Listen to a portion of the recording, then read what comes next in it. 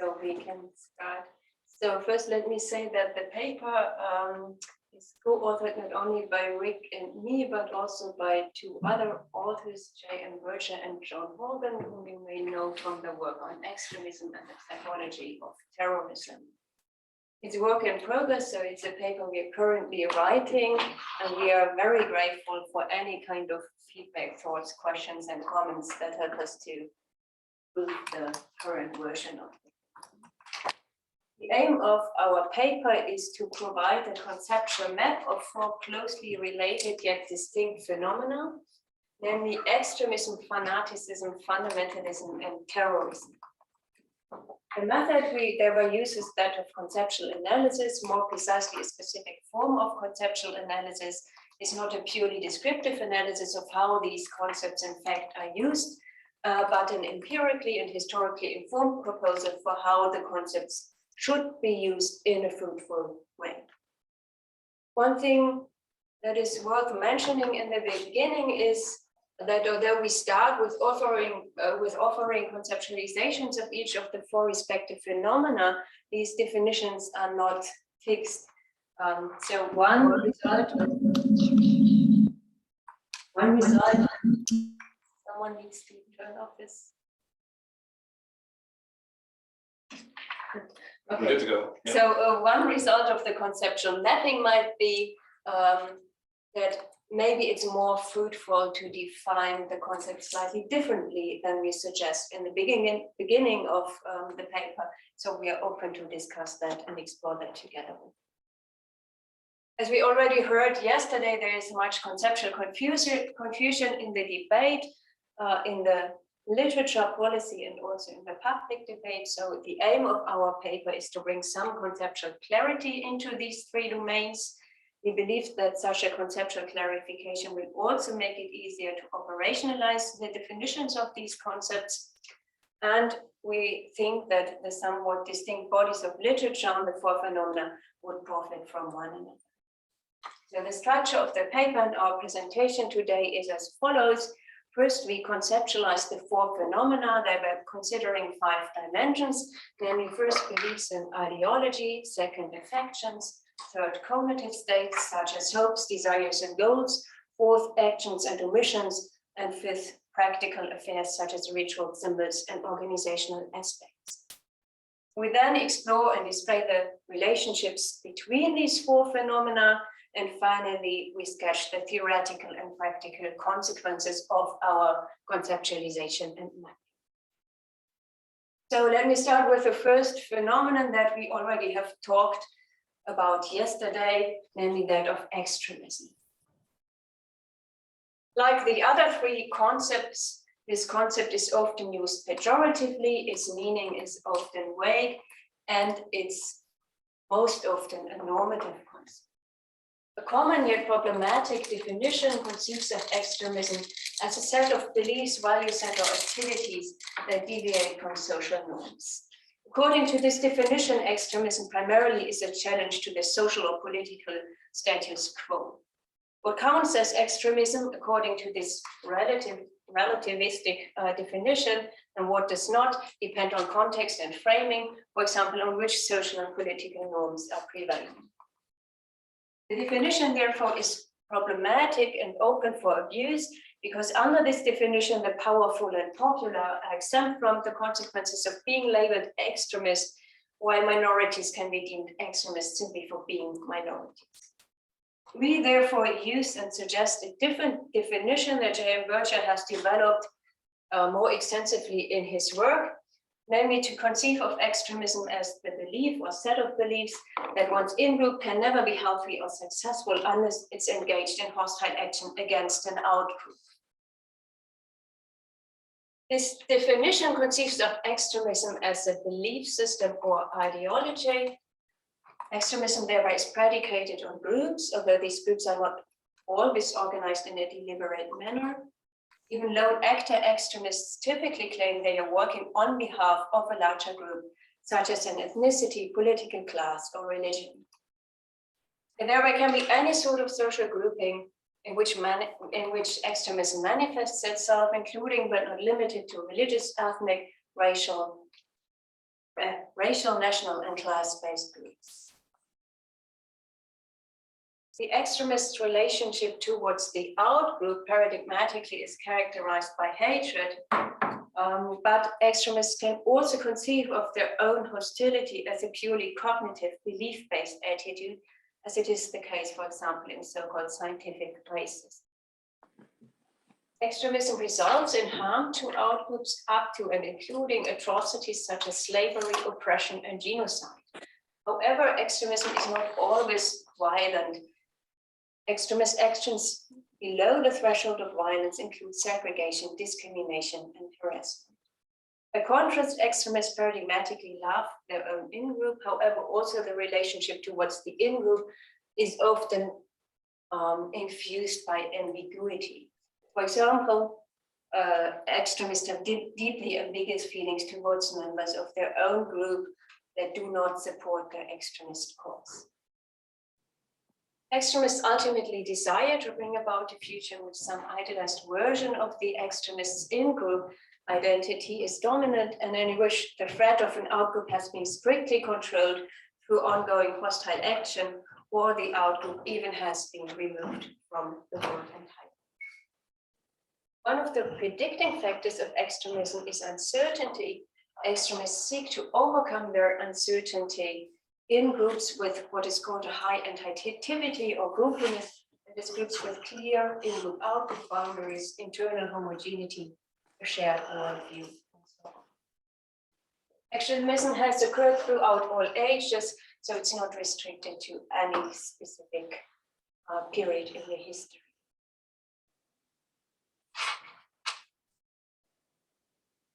We now come to the second phenomenon, that of fanaticism.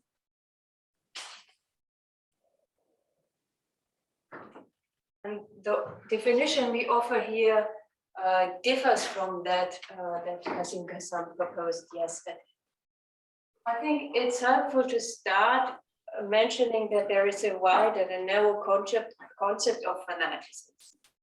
Now, though for the present purpose, the narrow concept is more relevant, narrow concept that is focused on violent and political forms of fanaticism, I think it's important to keep in mind that fanaticism, or the terms of the fanatic or fanatical, also can refer to non-violent and non-political forms of engagement.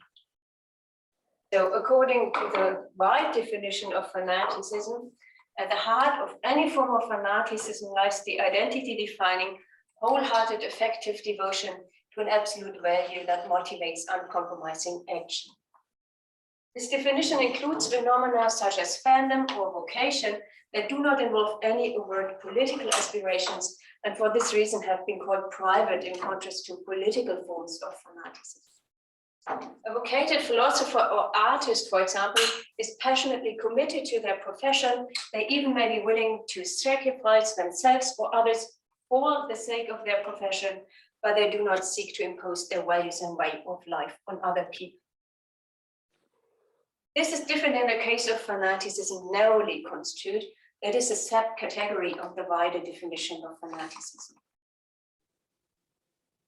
Fanaticism narrowly construed is the identity-defining, wholehearted, effective devotion to a sacred value that motivates uncompromising action, and additionally comes with a demand for the general recognition of one's value, and is complemented by a hostile antagonism towards those people who do not share one's value commitment. Let me shortly explain some of the elements of this definition. First, fanatics are passionately devoted to a sacred value. Sacred values are values that cannot be traded off against other values, especially not against profane or economic values.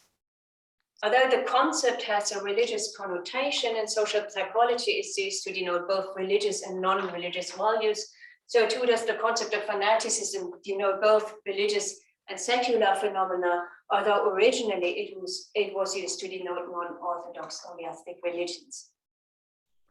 Second, the fanatics' passionate commitment is partly constitutive of their practical identity, that is, of who they take themselves to be, and bestows their life with continuity, coherence, and meaning. The commitment in question, therefore more specifically, is inherently social in nature. In being committed to the value in question, the fanatic simultaneously is committed to a real or imagined group of fellow fanatics. Third, the fanatic paradigmatically takes the sacred value to be universal and demands them to be recognized by everyone. Groups like the Amish therefore do not count as fanatic because they do not demand others to follow their religious principles. Nor do fandom or vocation qualify as forms of fanaticism narrowly construed. They require passionate devotion, may demand sacrifices and cause harm to others or oneself, but they typically do not come with a demand for the universal recognition of one's value and way of life. Fourth, the fanatics show a hostile antagonism towards those people who do not share, question, or violate the fanatics' values. This hostility, more precisely, may be directed towards those, may be directed against the out group, against renegade members of the in group, but also against problematic aspects of oneself, as we already discussed yesterday. Although the fanatic seems to be certain, fanaticism also has been interpreted as an expression and result of deep existential uncertainty. So far, the way I described and conceptualized fanaticism, I mainly described the psychological dimension of fanaticism. However, in order to gain a full understanding of the phenomenon, we need to complement this description by focusing on its political dimension. As a political phenomenon, fanaticism is a political strategy used by partisan movements to mobilize people in defense of what they take to be sacred against what they take to be evil. A fanatical group is willing to use unconventional means that violate the hegemonic social, moral, political, or legal order, and they often strive for a radical change of this order. However, fanaticism can also become the dominating force in a specific area. But we can neither imagine a fanatical world, a world in which everyone is a fanatic, nor a fanatical solipsist, a fanatic on a lonely island, because fanaticism, narrowly construed, is always defined in opposition to others. Like the concept of extremism, the concept of fanaticism is mainly used pejoratively, but occasionally it has been reclaimed by accused fanatics of both ends of the political spectrum, including US American abolitionists and German Nazis. Even if one does not want to use fanaticism as a pejorative concept, the question remains of how to deal with the normative dimension of the concept. And we partly discussed that yesterday with regard to the concept of extremism. Different answers have been given to this question in the philosophical debate.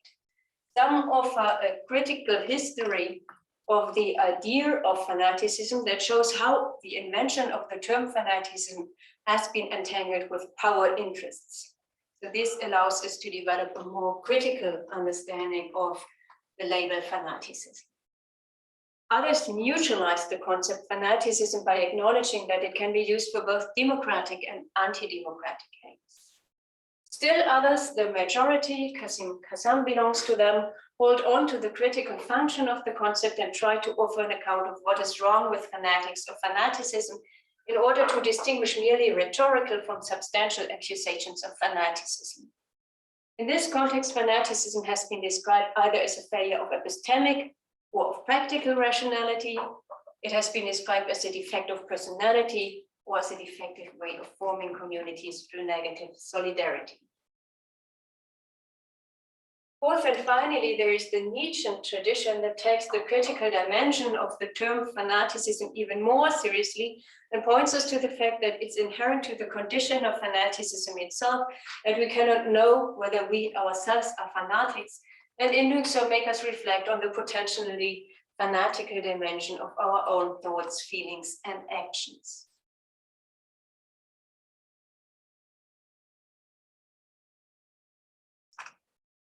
Now I shortly come to the third term, that of terrorism. I will keep this description very short because this section is still under construction, but nonetheless, we think it's helpful to give some first description of the phenomenon.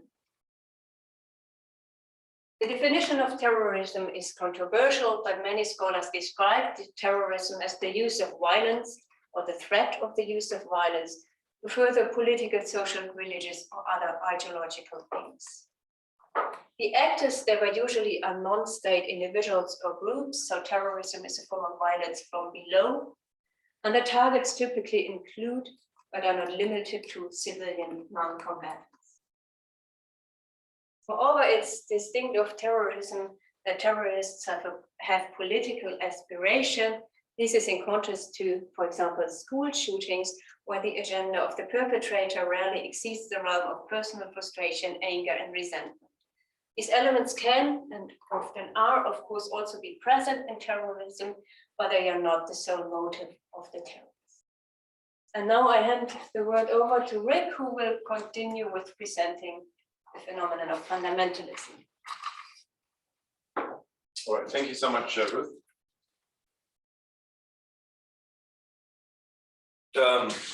So what I will do in the second half of this talk is explore this fourth phenomenon, conceptually, fundamentalism, and then move on to trying to map the conceptual relations between these four phenomena, and then also see what follows from that. So theoretically and practically, so public debate and for policy. First, a word on fundamentalism. So the origins of the word can be clearly identified, and they have been studied in detail, for instance, by George Marsden. So here we're talking about early 20th century United Kingdom and United States, where conservative Protestants formulated what they considered to be fundamental, so indubitable truths, in opposition to what they considered as threatening modern liberal developments, such as liberal ethics, higher criticism of the Holy Scriptures, as they called it, evolutionary theory, and the like. So that's clearly the origin of the term. In the course of time, the scope of the use of the term has significantly broadened. So nowadays, for instance, it can be used to denote American conservative evangelicals more generally of a certain kind, particularly Trump-supporting evangelicals, even Roman Catholic movements like Comunione e Liberazione. Also in Judaism, Haredi Judaism and the Koch movement, certain kinds of Salafism and Wahhabism, certain kinds of Calvinism, so tulip Calvinism, for instance. So it has come to denote an increasing wider variety of religious movements. But it hasn't stopped there. So it's also used, for instance, as Marty and Appleby in their famous Fundamentalism project, 1991 to 1995, point out, to denote movements that are not clearly religious, but not clearly non-religious either, such as Hindu ethno-nationalism, so RSS nationalism, as we find it nowadays.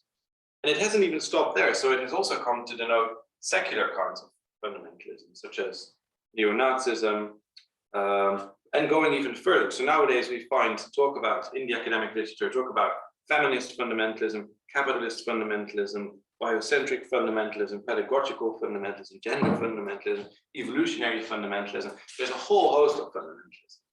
And of course, at some point, the question becomes, well, what are the proper boundaries of this concept? I mean, we can't go on forever extending the concept.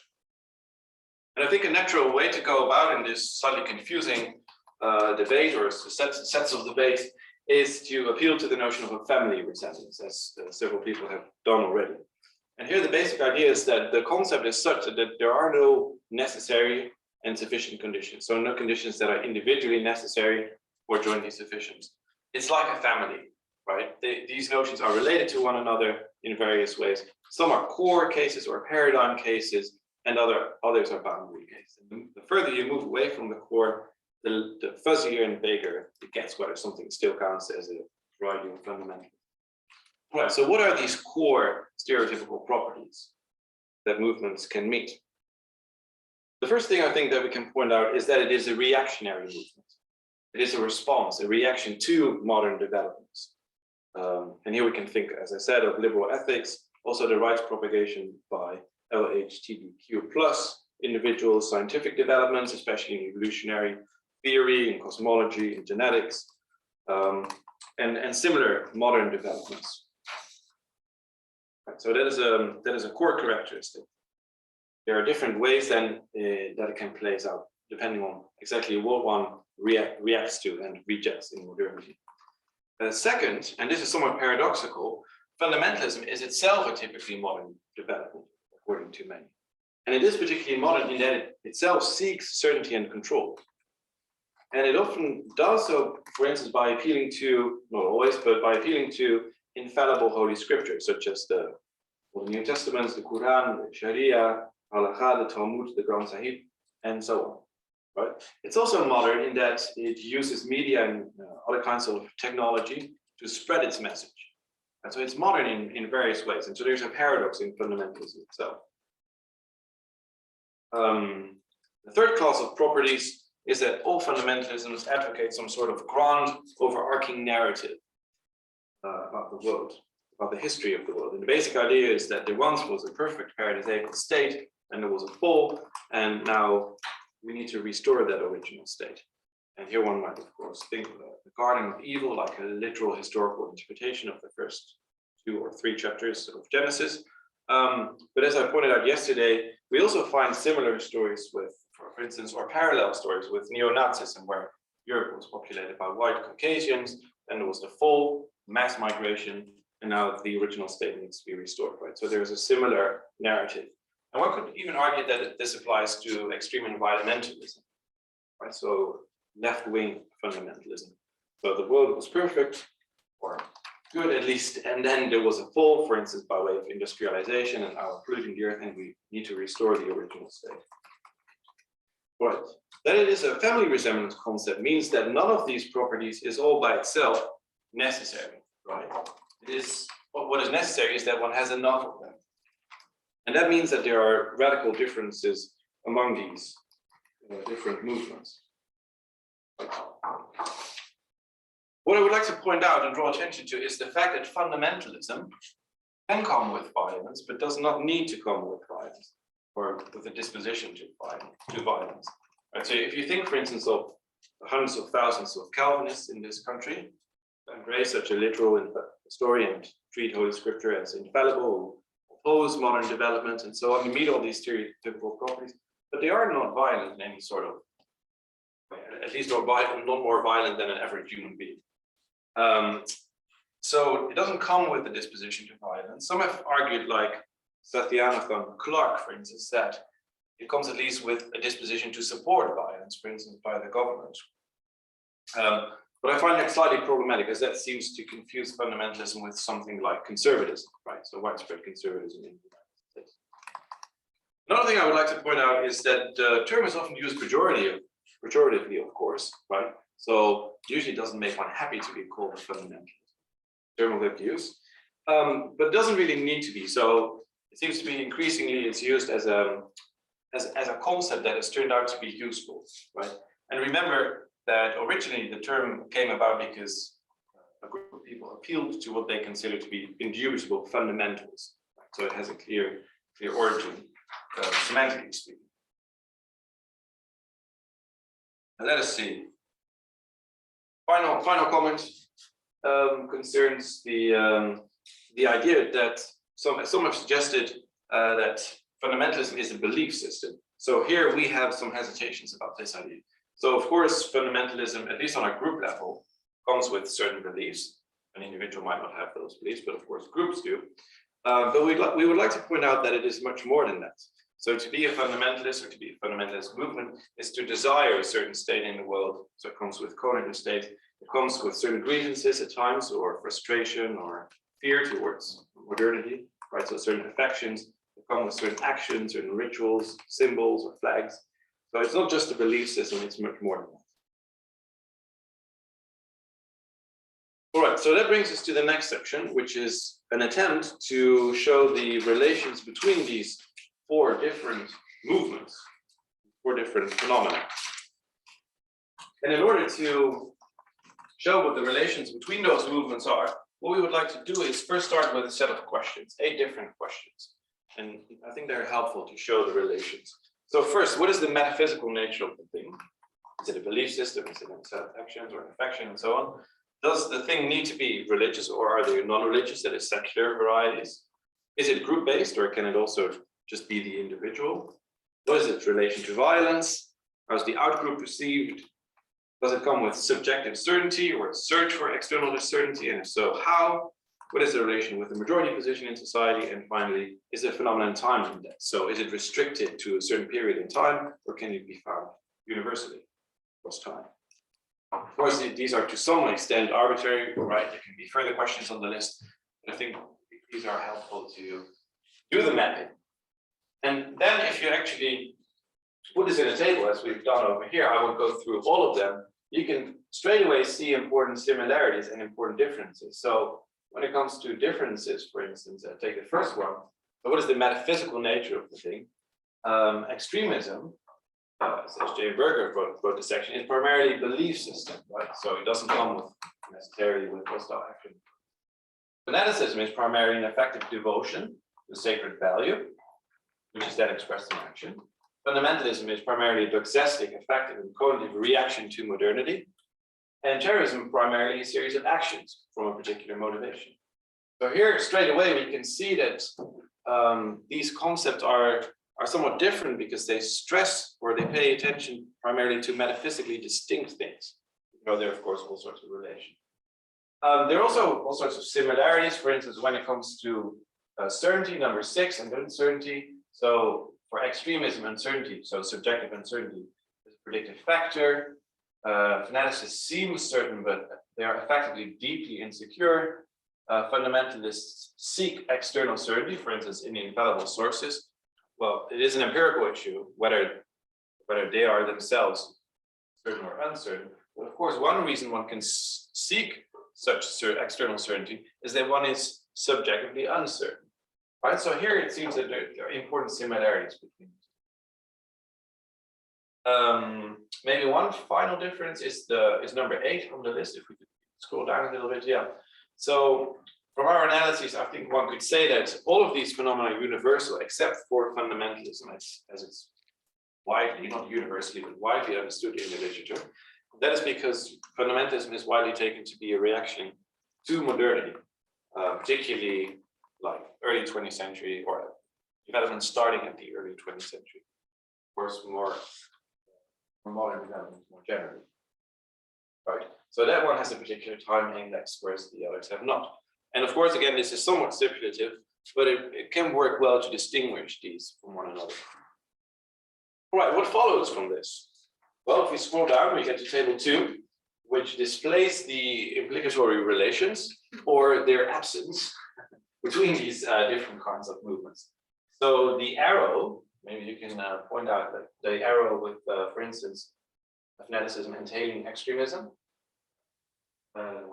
Yeah, so that is an instance where a particular phenomenon entails another phenomenon on our definition. So to be a fanaticist is to be an extremist.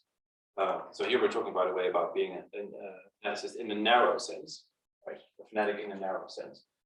So that means that one is an extremist of a particular kind, or a particular variety, namely one driven by this effective zeal.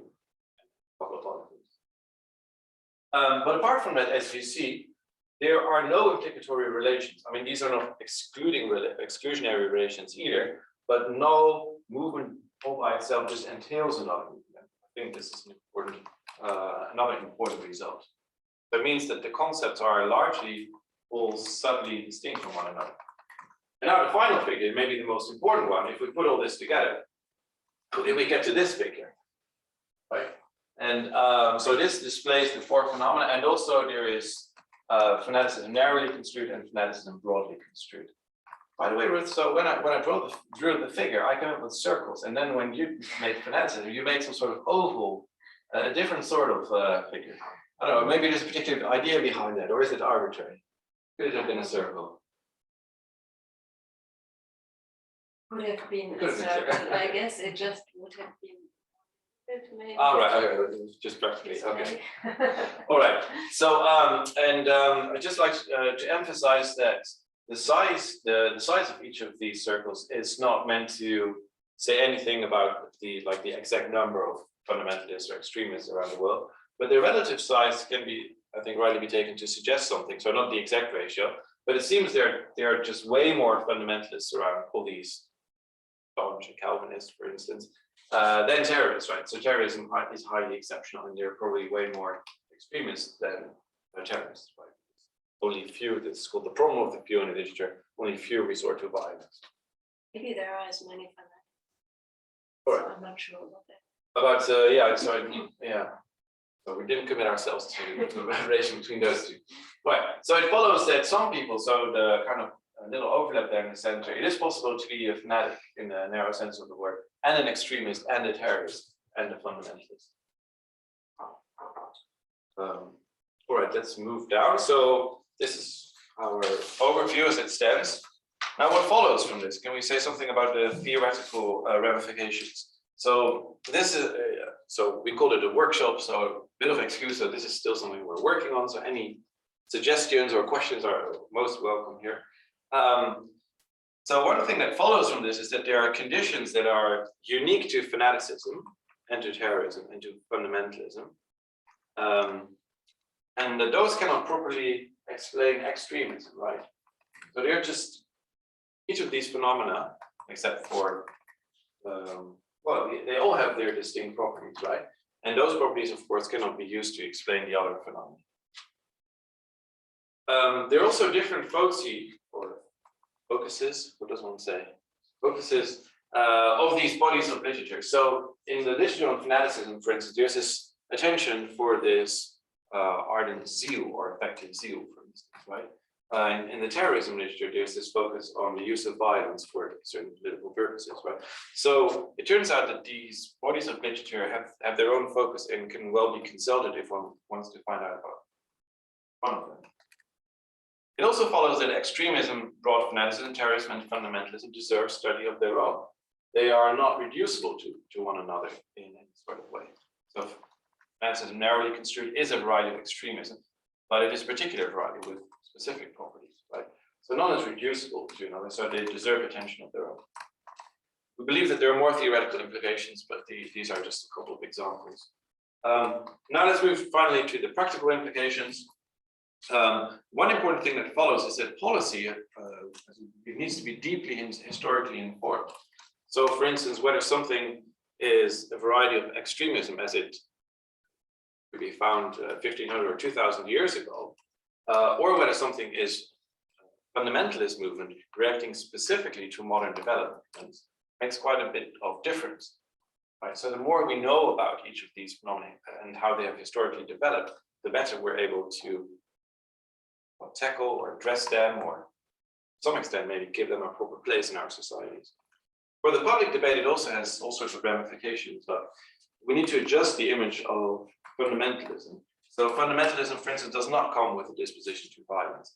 Specific fundamentalists may be violent, for instance, because they're also extremists of a particular kind, right? But it doesn't come with violence. Or what is problematic about fanaticism, right? So what is problematic about fanaticism is maybe not so much the zeal or the devotion, but maybe the relation with the outgroup, which tends to be hostile, if I formulate it correctly. There's also this idea in the public eye or in the public perception that fanatics and fundamentalists and extremists are highly certain of their case. That may be because in conversation with them, they will look certain, or it will seem as if they are certain. But what we've presented today suggests that many of them will not be certain of their case. The reason why they seek such certainty, right? So it has, again, all sorts of ramifications for the public debate. Conclusion, well, hard to say, a lot of things follow from it, but these are four distinct phenomena that partially overlap. They deserve study of their own, and what also deserves study is the relations between them. The important limitations, we focused on these four. We have not focused on, for instance, radicalism or moderatism or conspiracy thinking or enthusiasm, as it was historically called by the 17th and 18th century philosophers. So one could add further phenomena to the conceptual map. And that would surely be one of the avenues for future research. And another avenue would be to more firmly embed this even in the literature. And that is actually also one of the things that Nora will be doing later today when she lays out the scoping review that she and a few others have carried out of the concept of fundamentalism. Thanks so much for your attention, and we look forward to your questions.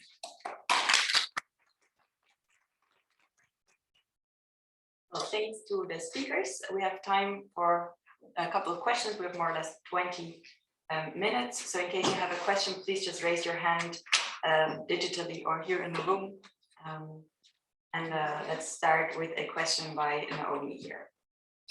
Thank you, and thanks so much for this very clear presentation and an overview for the concepts.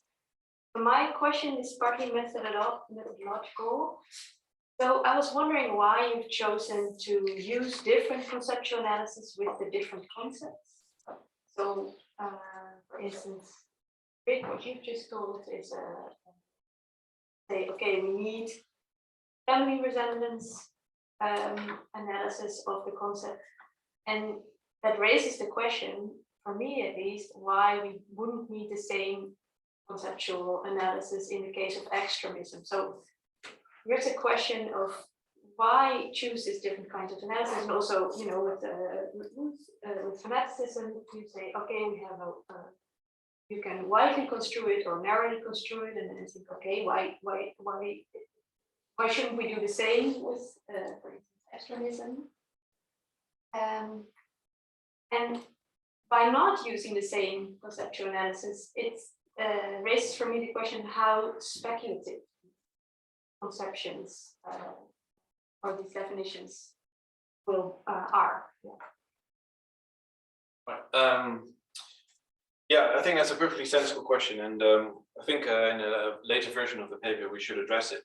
So I think the main reason to, for instance, treat fundamentalism as a family resemblance concept is that it is a family resemblance concept, and you actually, and I think that is also why that is more or less reflected in the literature on fundamentalism, and to what extent that also applies to extremism. So I haven't seen it that often for extremism. Maybe it's worthwhile to explore whether it would solve certain problems for extremism. But if you can do, if you can manage, if you can explain the data, so to say, like rightly capture what are widely considered to be extremist movements without appealing to the family resemblance concept, then apparently they are necessary and sufficient. So yeah. So, a short follow-up to press the point. So your motivation for using the family resemblance concept in the case of fundamentalism is partly based on the idea, okay, we're using this concept for more and more movements, but there should be a boundary somewhere. Right, That's a big motivation, but wouldn't the same hold for the concept? Well, maybe not. So maybe that is a clear concept with clearer boundaries. So that could be the case. In the same way as, according to Wittgenstein, games are a matter of family resemblance, but other things like H2O are not. So maybe so, and this could be. And then you can wonder, well, why is that the case? Why, right? And I think that there you might have to appeal to the. So I think there's something to be said for the socially constructed nature of these phenomena, right? Which might explain that the one is a family resemblance concept and the other not. I don't know. To add to this, Ruth? I mean, one practical reason for the fact that we differently conceptualize the phenomena simply is that different persons have written the sections, and of course that's partly reflected also in the methodology we use, and it slightly differs and maybe is informed by a different body of literature also. And I simply agree that we have to reflect about how to describe and explain this methodological approach in the paper. One of the problems we ourselves also see and are aware of, I think.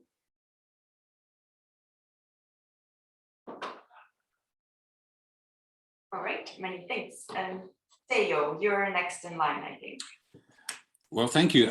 Perhaps I can first ask Rik to close his screen so that we do not see his screen anymore. That helps us. Well, my question is on your definition of narrow fanaticism. And the question is simple. Do abolitionists fit into that definition? If I compare it to the definition by Quassim Cassam, he excludes abolitionists. He calls them radicals. And the reason is that he has a more, I think, more normative definition of fanaticism, which includes, for instance, the fact that they have perverted ideals and they are unwilling to think critically. Now, I have the feeling that abolitionists would fit into your definition. Is that true? I guess it depends on which abolitionists you're looking at. So opposing slavery,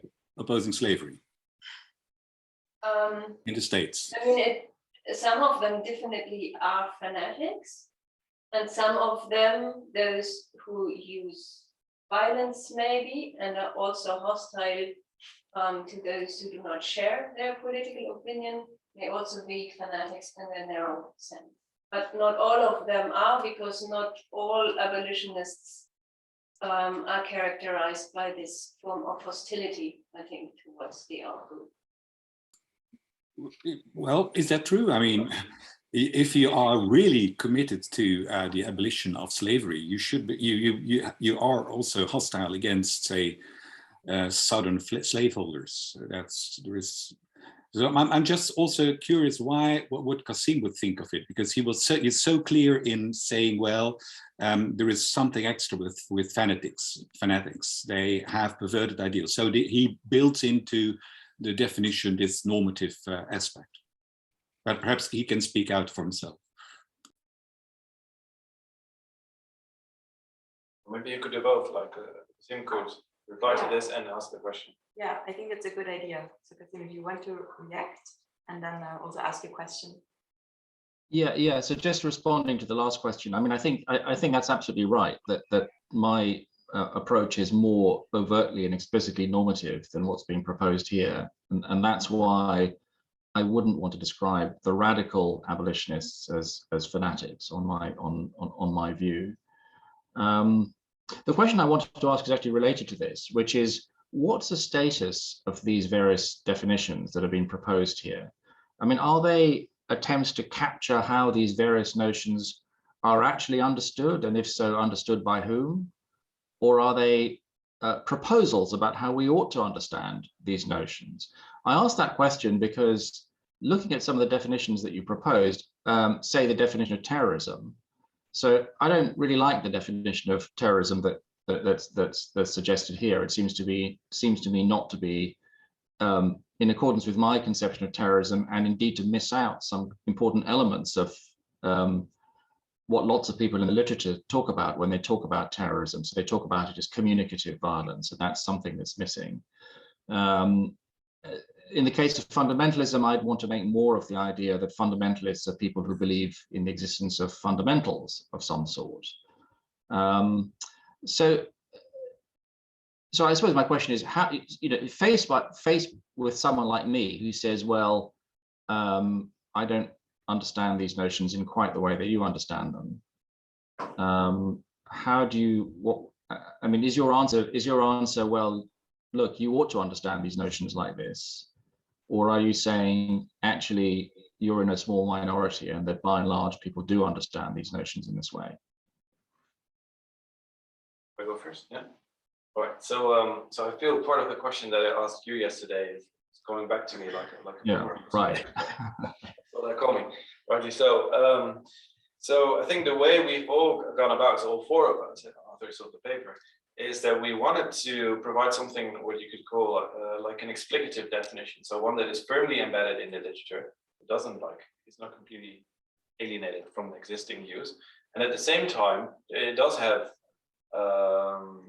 it does make suggestions about how the terms ought to be used. So it does want to go beyond mere common usage of these terms. So refining or specifying the use of the terms. I think that was the idea, and so I agree about that the notion of, or the definition of terrorism as it stands in the paper is radically complete.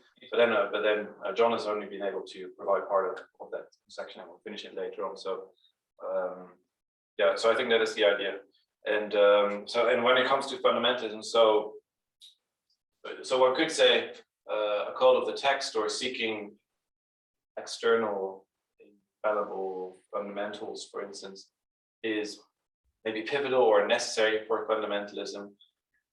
So I'm inclined to think, well, that would rule out a massive amount of phenomena that are widely considered to be fundamentalist. So here I would go for fruitfulness as a desideratum, and say so it's still a stereotypical property, so it's characteristic of lots of fundamentalist movements.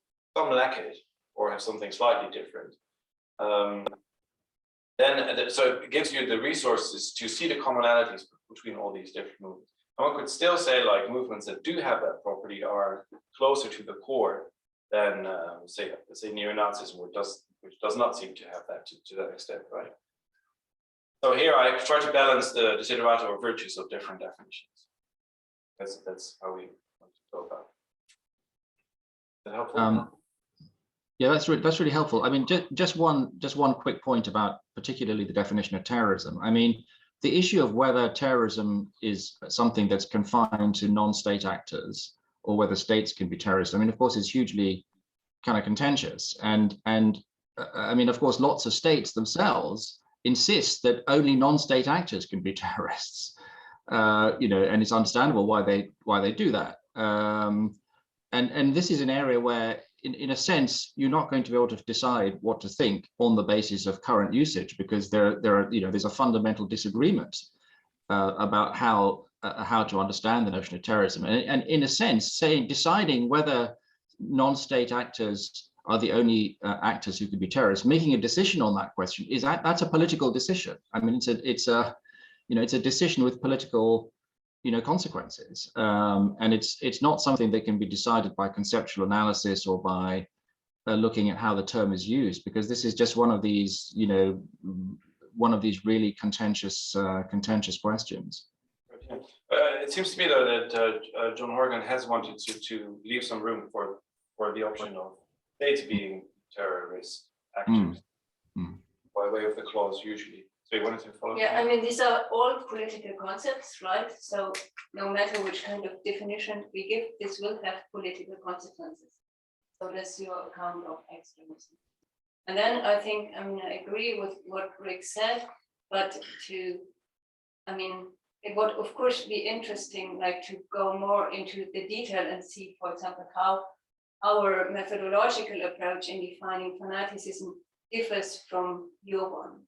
So I would say your account was mainly based, or the main basis was this one example that you drew a lot on, whereas my account more draws on the history of the philosophical idea of fanaticism. And also tries to integrate like ordinary language, not only talking about fanaticism narrowly construed, but also the broader notion of fanaticism.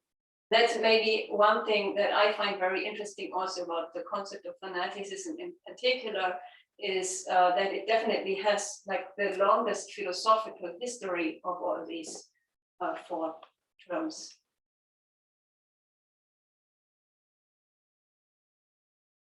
Thank you. Jonathan, you're next in line. Hi, everyone. Can you hear me okay? Yes, yeah. Just to say, I was here attending, sort of listening in on the conference yesterday as well, and this is fantastic, and I very much support the work that you're doing. As Rik knows, I'm a political scientist who works primarily on the role of ideology in genocide and mass killing and violence against civilians and things like that. So a lot of this speaks to me. Just one quick comment before I ask my question on this issue about terrorism. One thing that might help a little bit navigating here is it has become increasingly popular to use the phrase state terror as a way of talking about terrorism by states, and then really in practical modern discourse, terrorism has tended to become associated with non-state actors, but you can see it as part of a sort of broader spectrum of terror-based political violence, in which state terror might be the useful sort of companion concept. My question that I wanted to ask though was, I very much like the approach that you're taking to these concepts, and I much agree with a lot of what's being said here. I have one sort of critical suggestion about the definition of extremism, which is that it seems in the definition used here, it very much denotes a kind of whole orientation towards politics or life. And I'm concerned that that might miss out the possibility that a belief system that is otherwise not particularly extreme might have some extremist component. So to give it a sense of an idea that from a case that I work on, which is the bombing of Germany and Japan in World War II, I wouldn't say that the organizers of the bombing campaigns were extremists in their overall approach towards life, right? They weren't political extremists in general. However, they did adopt a conception of total war that I would say was extremist and that was used to justify an enormously destructive policy in terms of mass violence against civilians. And so do you want to keep the idea of extremism being, so as it were, general in the scope of the belief system that it describes? The project overall is called Extreme Beliefs, right? Which seems to imply that you could have extreme beliefs without an overall extremist system. Can someone have extreme beliefs but not be an extremist? Right? Yeah, some clarity on this would be useful. And I would encourage you to think about cases where the actors have extremist components of their belief system that may be central to underpinning very, very destructive or radical policies, even though it's actually not that they have an extremist disposition towards politics or the world as a whole. I hope that makes sense. Right, you want me to go first, or Ruth? Yeah. Right, so wonderful question, Jonathan, and good to see you again. So I think you're rightly pointing out that people's belief systems, and maybe similarly for their actions, might be extremist to some extent, rather than being across the board, so to say. So maybe it's helpful here to be explicit about the fact that I think our definienda have been extremism as a phenomenon, as a movement, so to say, and similarly for fundamentalism and terrorism. So, and I think what you are pointing out, though, is that there can be components of, or maybe elements of extremist thinking or acting in people's or states' behavior, for instance, right? So I think that is actually right what you're saying, but maybe it's also fair to say that that has not been the focus of the conceptual mapping project. And then about the term extreme beliefs. So I think we selected that because it's such a nice catchphrase for all these phenomena, even though it's really hard to say what makes a belief extreme, right? And there are multiple options here. So yeah, I think Chris is writing a paper on that. So more on that later. Yeah, so it's a bit of a sloppy notion that works well to draw attention to similarities, for instance, between conspiracy thinking, extremism, and fundamentalism, and so on. Yeah. So, but thanks. So, I think we should point this out in the paper.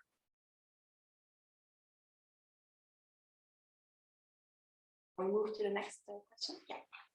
And the next question is from Quassim. Thank you.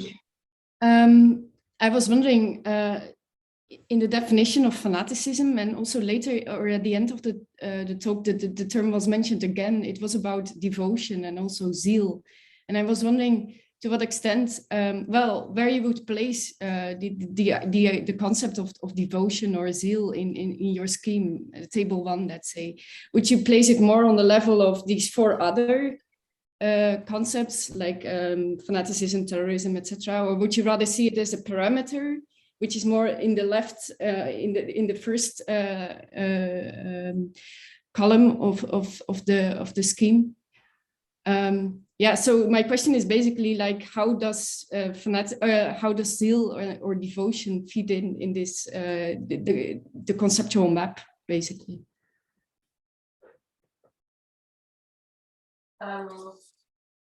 I think, I mean, of course, I used it as a defining feature for fanaticism, but additionally, I think, as I mentioned in the beginning, in analyzing these 4 concepts, in each case, we tried to say something about cognitive states, and also affective states.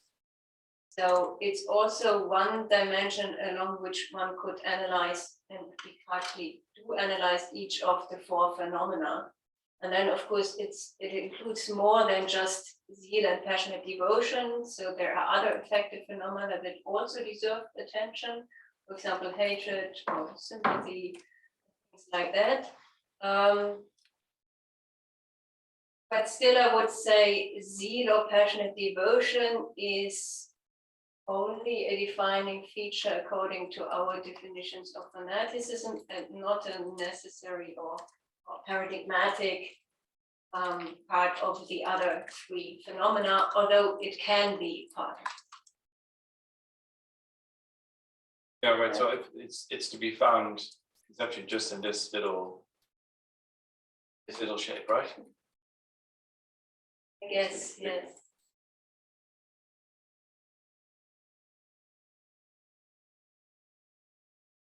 And where only there? Why only there? Could you? Instead of not also there, you mean? Yeah, no, it's just a question because I would kind of intuitively kind of connect it to all the four aspects, but and that makes it then this little part in the middle, you would say. Right, so I think the idea is that it's here because it's characteristic of fanaticism narrowly construed, and it follows from this conceptual method. Some fundamentalists have it, namely those over here. Some terrorists have it, and some extremists have it, but not all extremists. Right? So it's not necessary for extremism. It's not necessary for fundamentalism, or even stereotypical characteristic of fundamentalism. Most of them are outside. So that's how the map is meant to work. Okay, thanks. Let's see, are there any additional questions here in the room? Yeah, I have a small question. You have to make it quick because Yeah, I'm going to make minute. this very quick. This is a very quick question. I was wondering, in the table, I didn't see anything about globalization because you read a lot of stuff that terrorism, fundamentalism, extremism, fanaticism is very often triggered by globalization in general. And you mentioned, you know, they're looking for security, maybe they're looking for a meaning of life, but I think globalization is one of the overall triggers. So, but I know I can't see it really there in the table. Right, so it is in the paper, as it's one of the modern developments that, for instance, fundamentalists respond to, that they consider to be threatening for their personal identity. So, so it is under the heading of something else that is in the table. I don't know whether that's enough for you. But, well, yeah, well, it's, yeah. As a philosophical anthropologist, I would say insecurity and uncertainty are, of course, a part of the human condition as such. So it's not just modernity that made the world and our lives uncertain, right? And that's, I mean, that's maybe one of the important developments to take into consideration when reflecting on why, I mean, to which specific phenomena or these four types of people are reacting to today, but also in the past, life and existence already has been uncertain, and the phenomena have been reactions to this. Yeah, I hear what you say. I think that globalization is, again, a global different development, which is, yeah, you can see it under the umbrella of modernity. But in the literature, it's seen as a specific development which triggers all these extremism. Right. But I think, like, so these figures are meant to capture these phenomena, the nature of these phenomena, so to say. And of course, extremism and terrorism and fanaticism have been around way before there was the kind of globalization. And even fundamentalism in its early stages, before there was the sort of globalization that we have nowadays. So it is, I think, an important trigger or factor or determinant, but maybe less, it's not essential to these concepts, right? It can flesh out differently across different time periods. And that is one important way it fleshes out now. But that's why it's not to be found in the paper. But it is in the paper. Okay, thank you. Well, many thanks to our speakers again. Together again at 11 o'clock for the next lecture. Okay, I think we are ready to start again. Welcome back, everyone. So I will introduce the next speaker, Quassim Cassam, professor in philosophy at the University of Warwick. And he's the author of many articles, both in distinguished academic journals, but also in public outlets, and he's the author of 7 books. The list of which concerns vices of the mind, conspiracy theories, and the newest one, which we on extremism, which we fruitfully discussed yesterday morning. And today, Quassim Cassam will talk about making sense of fundamentalism. Floor is yours. Okay, thank you very much. And thanks for inviting me to speak at this amazing event. So I'm going to start off by trying to share my screen. Let's see if we can succeed in doing that.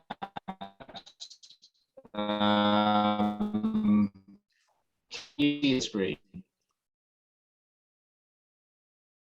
Yes, Cassam, maybe you can click on the present button so that it is full screen. Is that better?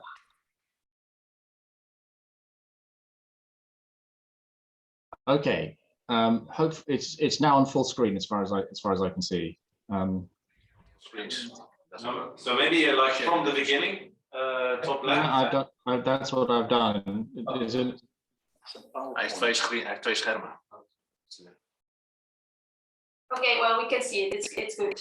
Okay. All right. So I want to start off by quoting something from the project description. So this is your project, actually, the Extreme Beliefs Project. And I read a couple of lines from this, which struck me as kind of quite interesting. At one point, the description says, this project will provide a new normative theoretical framework that is needed to better understand one of the main reasons for fundamentalist behavior, namely fundamentalist beliefs. So the focus then is on fundamentalist beliefs as interesting in their own right and as also explanatory of fundamentalist behavior. The description goes on to say that fundamentalist beliefs are related to perhaps a subclass of extreme beliefs, but that a rigorous conceptual and epistemological analysis of the nature of fundamentalist belief is missing from the literature. So the question that raised in my mind is, what is this notion of a fundamentalist belief? Is it actually clear what a rigorous conceptual and epistemological analysis of fundamentalist belief is supposed to be analyzing? What would be an example of a fundamentalist belief? So that's one of the questions that came to my mind when I read that project description. Related to that, do all fundamentalists have fundamentalist beliefs? Is that a good way of thinking about fundamentalism? And if it is, are there particular beliefs that all fundamentalists have in common and in virtue of which they count as fundamentalists? Now, my own sort of instinct is that the answers to these questions are far from obvious, actually, and that it's unclear both what a fundamentalist belief is and how useful it is to think of fundamentalism in terms of fundamentalist beliefs. Can I ask a question? So what I want to do, yeah. So go ahead. I think there are two problems. So one is we only see the beginning of your PowerPoint, and the other is that okay. Audio that is sometimes right. Okay, hold on a second. I mean, the audio problem, I think, is it's a Wi-Fi issue. Can you see the slides now again? yes, and on which slide do you? Yeah. I'm now on the second Extreme Beliefs Project slide. Yes.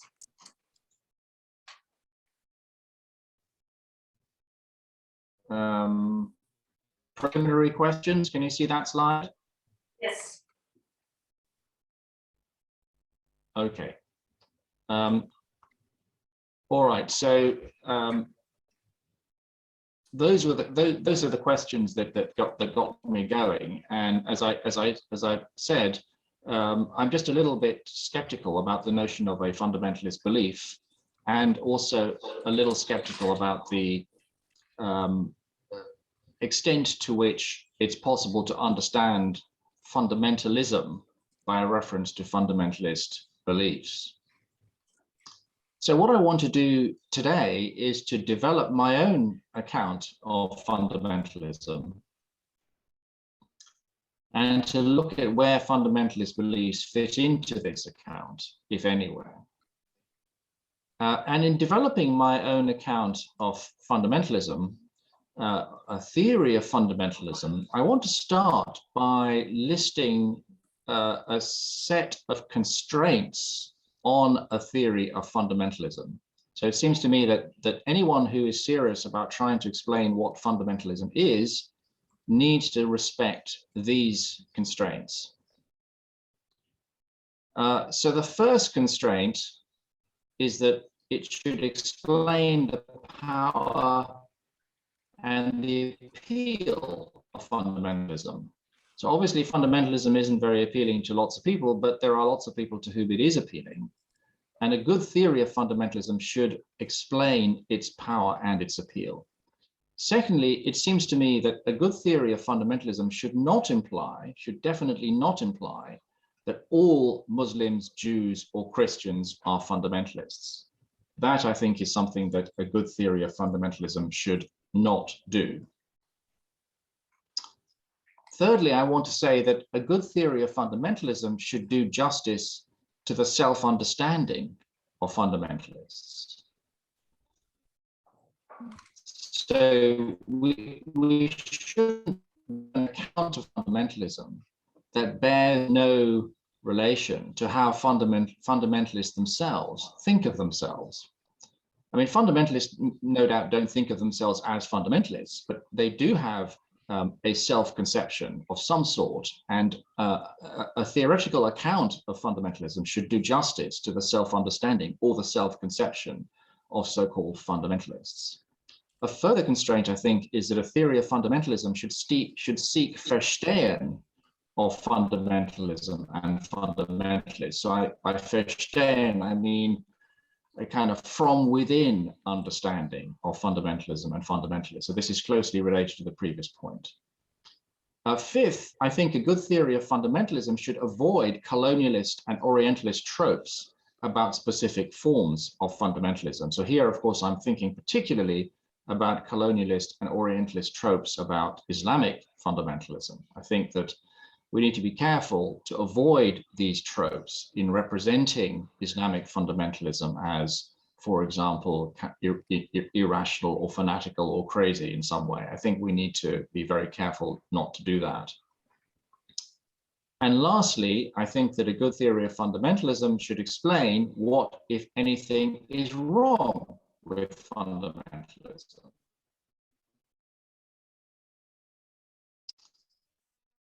Okay, so there are the constraints, 6 constraints on a theory of fundamentalism, and maybe there are further constraints as well, but I think it's important to start theorizing about these subjects by thinking about what a good theory would even look like. Okay, so here's my account of fundamentalism then. So this is my own positive account. So what I'm going to do in this talk is I'm going to give you this account and explain it, and then I'm going to illustrate this account by reference to a particular fundamentalist thinker and show how these features that I've identified figure in the thought of that thinker. So my account has 4 components. To be a fundamentalist is to believe that there is a uniquely right way of living based on foundational values and principles that are incontestable and immutable because of their source. Okay, so that's quite a complicated condition, but the key elements here are that the idea of a uniquely right way of living, the idea that this right way of living is based on foundational principles and values, that these principles and values have a source that makes them incontestable and immutable. So that's the first component of fundamentalism, as I understand it. Secondly, to be a fundamentalist is to be committed to this way of living, to protecting it against hostile forces, especially those associated with secularism and modernity, and perhaps also to promoting it by persuasion or force.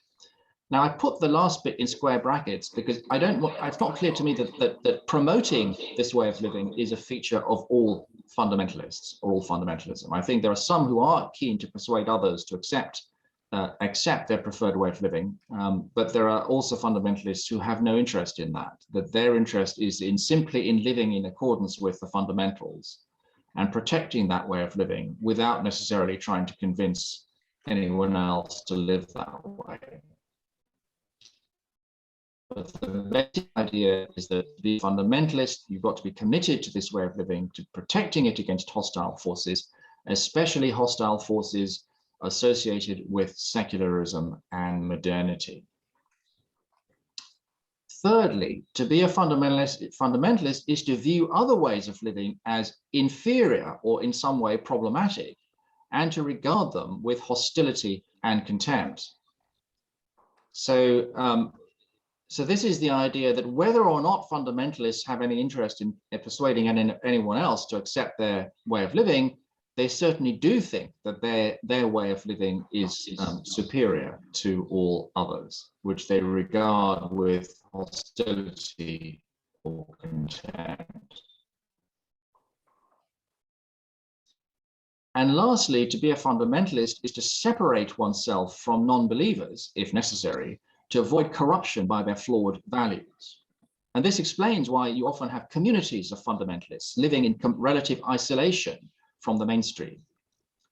They believe in segregating themselves from the mainstream because they want to avoid corruption by the mainstream, or the dilution of their purity by the mainstream. So there is my account of fundamentalism. Now, of course, the question whether this is a good account is going to depend on whether it actually fits actual fundamentalists or people who we naturally think of as fundamentalists. Okay, so before looking at that issue, I want to just draw out some implications as I understand it. Okay, so on my account, a key notion is the notion of foundational values or principles that are incontestable and immutable because of their source. So the natural question is, well, what is the source of these incontestable and immutable principles? And for religious fundamentalists, the source of their foundational principles is divine revelation or Holy Scripture. Now, this, of course, leaves open the question of whether there can be fundamentalists who aren't religious. Fundamentalists who think that there are certain immutable and incontestable principles whose source is not divine revelation or Holy Scripture. I want to just leave that question open. I want to leave open the question whether fundamentalism can be non-religious. It seems to me that fundamentalism in the kind of central core sense is religious fundamentalism. And what makes it religious fundamentalism is precisely that it takes its foundational principles, the fundamentals, to have been divinely revealed or divinely certified. I also want to draw attention to the fact that on my interpretation, the true antithesis of fundamentalism is pluralism, the view that there is no uniquely right way of living. Fundamentalists think that there is, pluralists think that there isn't.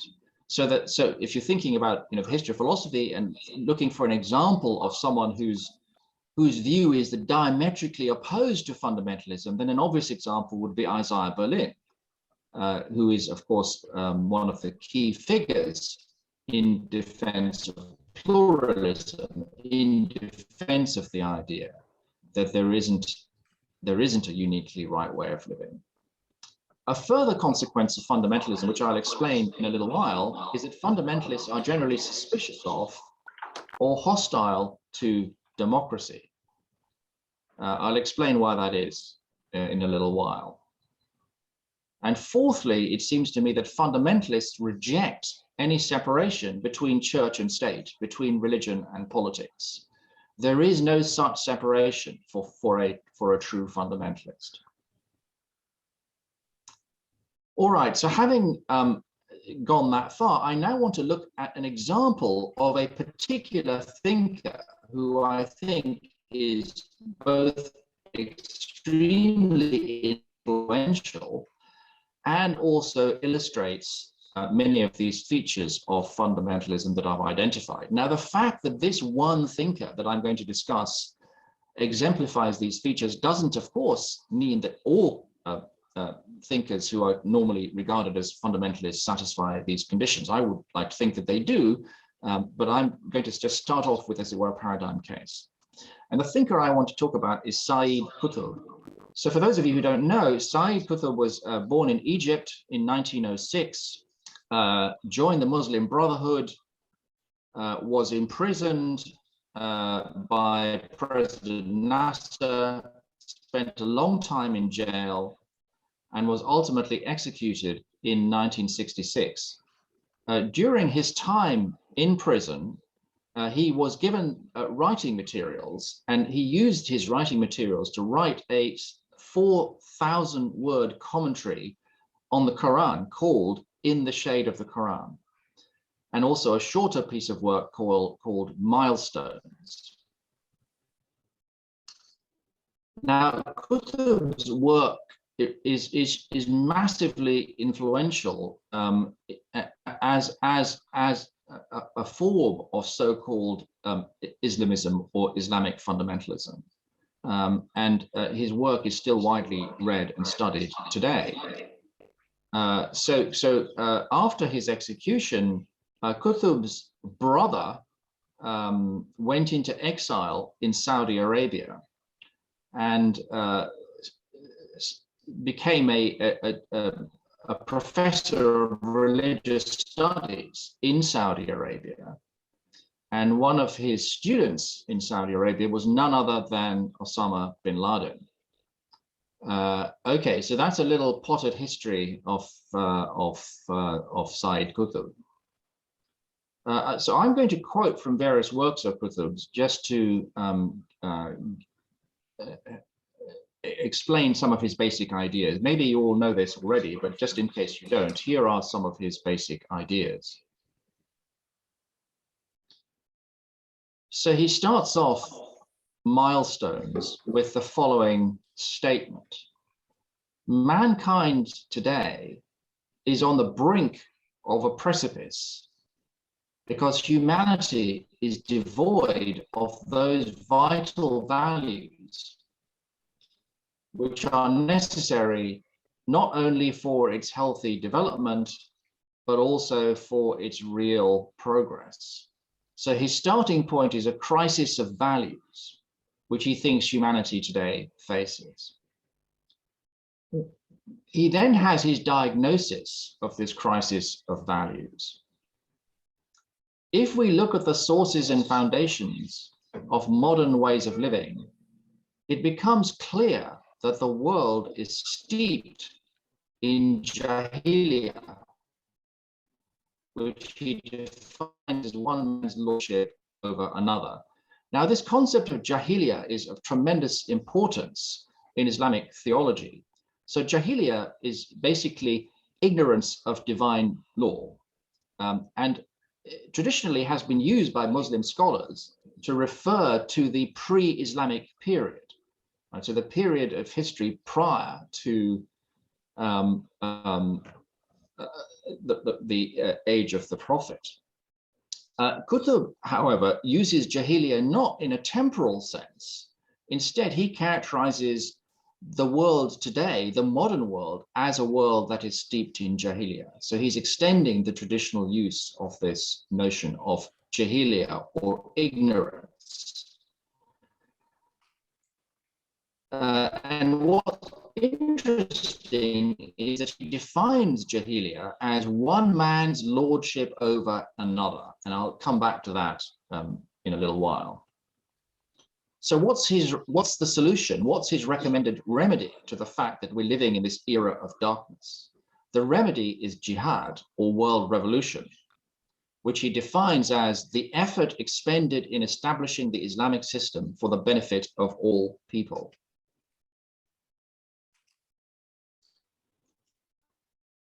So if Kutub is a fundamentalist, then he needs to be a foundationalist. He needs to believe that there are certain foundational principles from which everything else follows.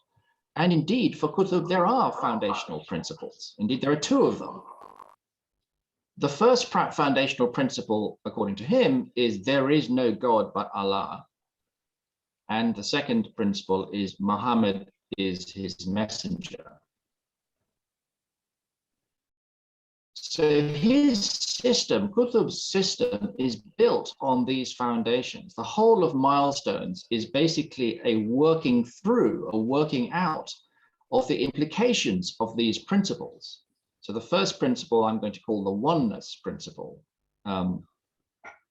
for obvious reasons. Now, if you're thinking in terms of fundamentalist beliefs, you might start off by asking the question, is the belief that there is no God but Allah, is that a fundamentalist belief? Well, it had better not be. It had better not be, because if that is a fundamentalist belief, then it's going to follow that basically all Muslims are fundamentalists in violation of my second constraint. Because of course,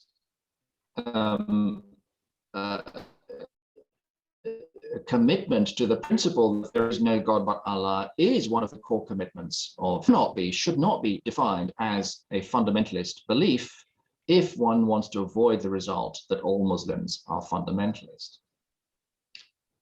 So if Kutub has fundamentalist beliefs, so-called, then we're going to have to look elsewhere for what these beliefs are. And the key for Kutub is not so much his commitment to the principle that there is no God but Allah. The key to understanding his position is to understand his interpretation of this principle. So this is how he sees it.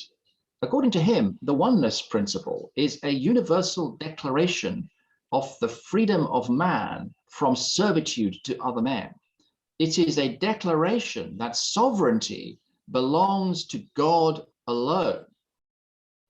Any system in which the final decisions are referred to human beings and in which the sources of authority are all human deifies human beings by designating others than God as lords over men.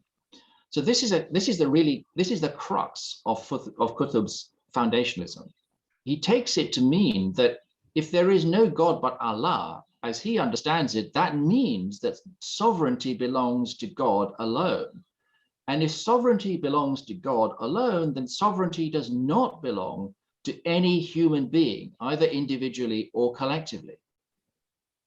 To take sovereignty to belong to humans is to deify humans, and to do that is to violate the Oneness Principle. Okay, so what's the status of the Oneness Principle in Kutub's thinking? Well, first of all, of course, he thinks that the source of the principle and the other principle that he takes as foundational, their source is divine revelation. And the fact that their source is divine revelation makes them incontestable.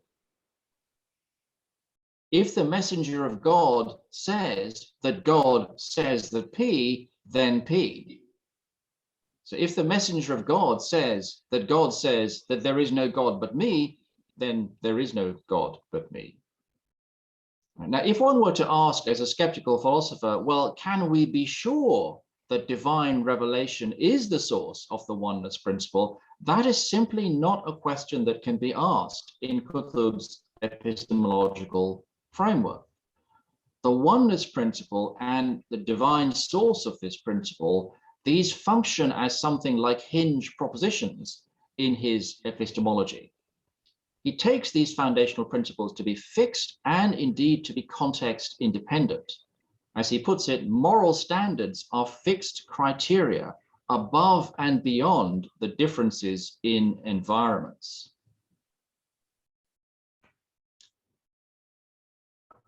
Okay, so he certainly thinks there are foundational principles, and he certainly thinks that these principles are divinely revealed. He thinks that they're incontestable, and he thinks that they are immutable. Now, there's another aspect of Kutub's system, which I think is particularly interesting on the issue of belief, and in particular on the issue of fundamentalist belief. So one of the things that Kutub does is to downplay the role of belief in the Islamic system as he understands it. What he wants to do is to say that what he's talking about is not only or primarily what people believe or how they think. What he's talking about is a new and distinctive way of living. So here are some quotations. He says, although Islamic belief is a belief, its main program is in the practical sphere of life. Islam abhors being reduced to pure thought, or to belief, one might say. The Quran does not open its treasures except to him who accepts it with this spirit, the spirit of knowing with the intention of acting. And then he goes on, Islam is not merely a belief so that it is enough merely to preach it. Islam, which is a way of life, takes practical steps to organize a movement for freeing man. And he contrasts his view of religion with what he calls merely a name for belief in the heart, having no relation to practical affairs.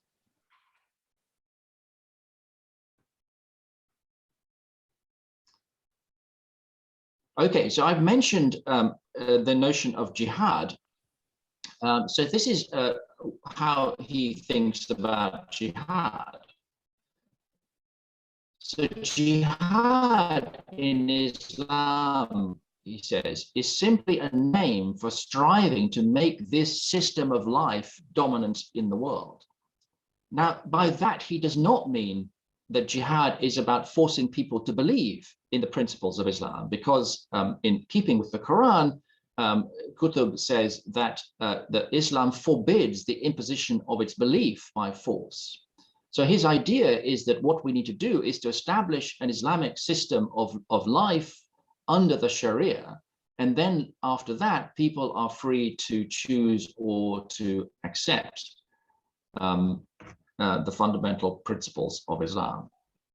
So this is how he puts it.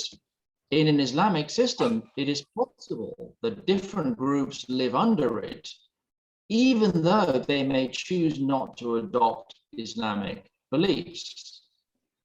They will, however, abide by its laws on the basis of the central principle of submission to God alone. And he goes on to say that the Islamic society is by its nature the only civilized society. And this brings out the extent to which he regards the Islamic way of life as superior to other ways of life. The believer, he says, is most superior in his law and system of life. And when he looks from his height at erring mankind with compassion and sympathy at its helplessness and error, he finds nothing in his heart except a sense of triumph over error and nonsense. Islam will show you modes of living such that you will look upon all other modes, whether Eastern or Western, with contempt, and will introduce you to values such that you will look upon all current values in the world with disdain. Okay, so the last bit of my definition of fundamentalism was the thing about living separately from the mainstream, the duty of segregation. So this is what Kutub says about that. When a person embraced Islam during the time of the Prophet, he would immediately cut himself off from Jahiliyyah. Thus, there would be a break between the Muslim's present Islam and his past Jahiliyyah, as a result of which all his relationships with Jahiliyyah would be cut off, and he would be joined completely with Islam, although there would be some give and take with the polytheists in commercial activity and daily business. So polytheists are people who reject the oneness principle. So this was the parting of the ways and the start of a new journey, a journey free from the pressures of the values, concepts, and traditions of the Jahili society. Okay, so on my view, Kutub satisfies all the proposed conditions for being a religious fundamentalist. He believes that there is a uniquely correct way for all human beings to live, that this way of living is based on a on foundational principles and values that are incontestable in virtue of having been divinely revealed. He believed that it is the duty of all Muslims to promote and defend this system of life by making it dominant in the world, by force if necessary. He also regards Islamic values and standards as superior to all others. He views all other values and ways of living with hostility, and he endorses segregation in the interests of purity. So he ticks all the fundamentalist boxes. And I'd want to suggest that certainly if you look at archetypal Jewish or Christian fundamentalists, they tick these boxes also. So let me now go back to the starting point and the issue of fundamentalist belief. So which of Kutub's beliefs is a fundamentalist belief? Is it the belief that there's only one right way to live? Is it the belief that this way is based on divinely revealed principles? Or is it the belief that force can legitimately be used to promote and enforce these principles? So it's a bit hard to answer these questions unless one knows a bit more about what makes a belief a fundamentalist belief. Kutub was a fundamentalist and he believes all these things, but does that fact make these beliefs fundamentalist beliefs? So maybe it's better to think of fundamentalism not primarily as a matter of beliefs or as consisting in a certain set of beliefs. Maybe it's better to think of fundamentalism as consisting in a vision of life with certain formal features that distinguish it from non-fundamentalist visions. And it's also relevant that Kutub's vision of life is a totalizing vision, that is to say, one that covers every aspect of life. Okay, so I started off by saying that there are various constraints on an account of fundamentalism. And one constraint is that a theory of fundamentalism should explain the appeal of fundamentalism. And I think that the account I've just given does explain the appeal of fundamentalism. So here's a quotation from Raymond Geuss. So he's not talking about fundamentalism at all. He's talking about something completely different. But I think this is relevant to an understanding of the appeal of fundamentalism. So Geuss says that humans in modern societies are driven by a perhaps desperate hope that they might find some way of mobilizing their theoretical and empirical knowledge and their evaluative systems so as both to locate themselves and their projects in some larger imaginative structure that makes sense to them and guides their actions and their ways of life. And fundamentalists, it seems to me, see their way of living and its underlying principles as the fulfillment of this hope. And that is one of fundamentalism's main attractions. Roxanne Euban, I think, makes a related point when she says that fundamentalism is a response to the leeching of meaning from modern life.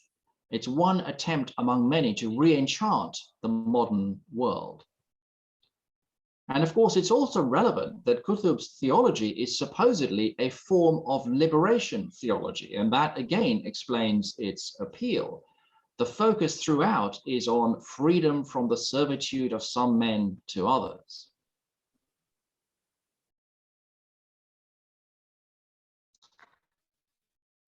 The account that I've just given also satisfies the various other constraints that I put forward. It doesn't imply that all Muslims are fundamentalists, since not all Muslims accept Kutub's account of the implications of the Oneness Principle. The account I've given is based on how fundamentalists like Kutub understand their own position and achieves at least some degree of verstehen of fundamentalism. And the account I've given does not recycle imperialist or Orientalist tropes about fundamentalism. It does not imply that fundamentalism is irrational and does not contrast the irrational Orient with the rational West. Now, the last thing that I said is that we need to see what the problem is with fundamentalism if we have a plausible account of it. Now, I think that there are lots of problems, at least with Kutub's fundamentalism, which are fairly easy to see.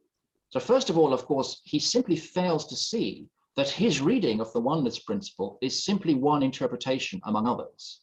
And he takes himself to have privileged access to the real meaning of this and other principles. And it's not clear that he's justified in these assumptions. Of course, Kutub is also anti-democratic, since he regards democracy as incompatible with the sovereignty of God. And he completely fails to grasp the totalitarian implications of his anti-pluralism. He just doesn't see that following his lead is almost certain to lead to totalitarianism. His vision is blatantly expansionist and justifies the use of force against non-believers and non-Muslims, including the killing of some. And of course, he also has no plausible vision of the political order of an Islamic society. Like Lenin, Kutub was a vanguardist, so he believed that there needs to be a vanguard of Muslims who take it upon themselves to establish this new way of life. But it's not really clear how he can avoid that the vanguard will assume de facto sovereignty.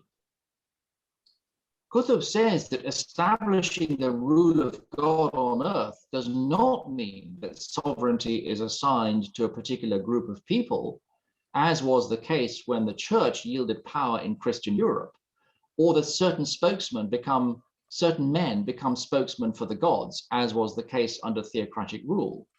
So he's against theocracy, but it's completely obscure how he thinks theocracy can be avoided under his system. I mean, even if you think that that sovereignty belongs to God alone, of course, it looks as though you're going to have to accept that there are people on earth, human beings, whose job it is to interpret the laws of God. And aren't these people going to become de facto sovereigns? Isn't Kutub setting himself up as a spokesman for God? So there's a kind of deep tension at the heart of his system. Of course, the really fundamental issue with Kutub concerns the oneness principle. And I want to contrast the oneness principle with a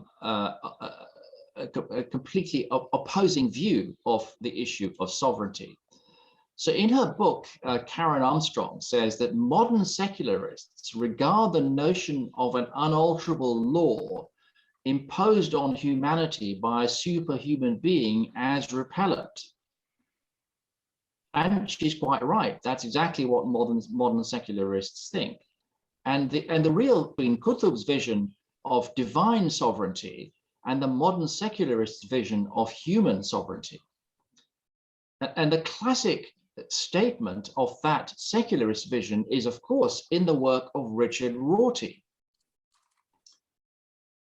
Now, I'm not going to quote Rorty himself to begin with. Instead, I'm going to quote John McDowell, who gives a beautiful description of Rorty's position. And I think it's very interesting, very helpful to read this in the light of what I've just been saying about Sayyid Qutb. So this is McDowell on Rorty.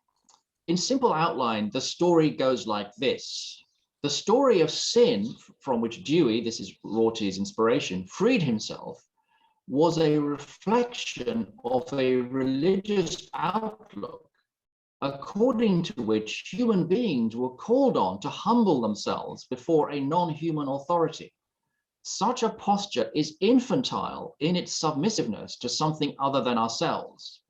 If human beings are to achieve maturity, they need to follow Dewey in liberating themselves from this sort of religion, a religion of abasement before the divine other. So here you see the real kind of fundamental tension between these two visions of sovereignty. So you have Kutub on the one hand talking about the sovereignty of God, and you have secularists like Rorty and Dewey and McDowell describing the Kutubian view as infantile in its submissiveness to something other than ourselves. Now, I don't want to say any more about this at this point, but it is worth reflecting on the implications of this characterization of self-abasement as infantile. Okay, so just a couple of quick things to end with. I think it's clear from what I've been saying, Kutub's outlook has a lot in common with revolutionary ideologies of the extreme left and the extreme right. Like other ideological extremists, Kutub presented his prescriptions as pathways to freedom from servitude. And this is something that he has in common with the extreme left and with the extreme right. But of course, it's possible to believe that there is a divinely ordained and uniquely correct way to live without wishing to impose that way of living and its system of laws on others.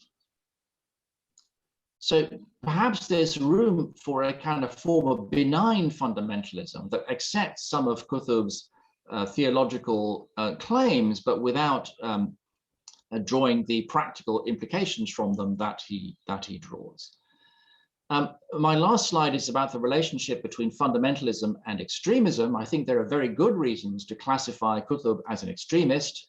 He had an extremist political ideology, an extremist mindset, and endorsed the use of extreme methods to deal with religious dissent. He was uncompromising, preoccupied with purity, and utopian. He believed that the human condition could be improved by the use of violence. So I think his fundamentalism was a form of extremism, but it's not obvious to me that fundamentalism as such is inseparable from extremism. Certainly, if there's such a thing as benign fundamentalism, then it certainly wouldn't be committed, at least to methods, extremism. Okay, so the challenge, I think, for my view is how much of what I've been saying fits other fundamentalists. How well does it fit, for example, Jewish fundamentalism or Christian fundamentalism? And that, of course, is not a question that I can answer right here. But I hope that I've at least made some kind of case for thinking of fundamentalism along the lines that I've been suggesting. And I'll stop there.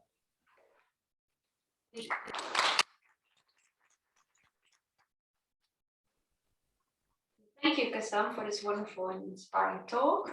The floor is open for questions. Rick has his hand up.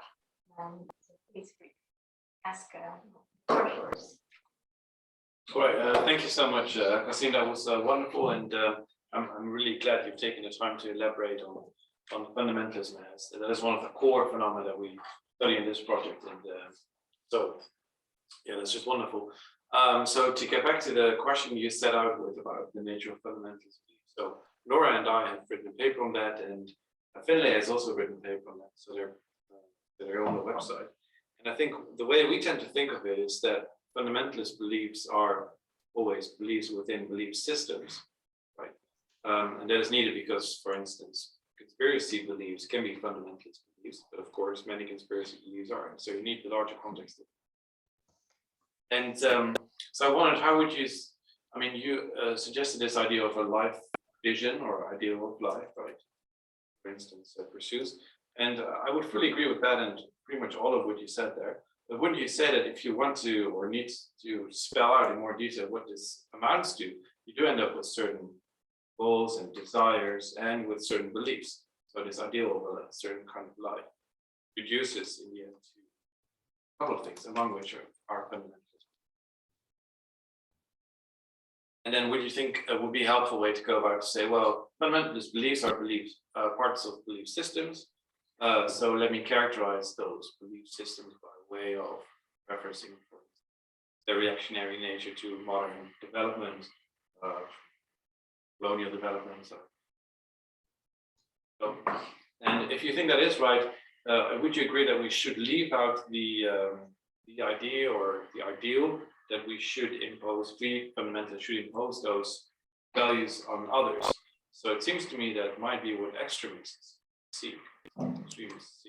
But many fundamentalists don't. So here, for instance, I'm thinking of early 20th century fundamentalists who just pursued their own space, so to say, to teach creation science.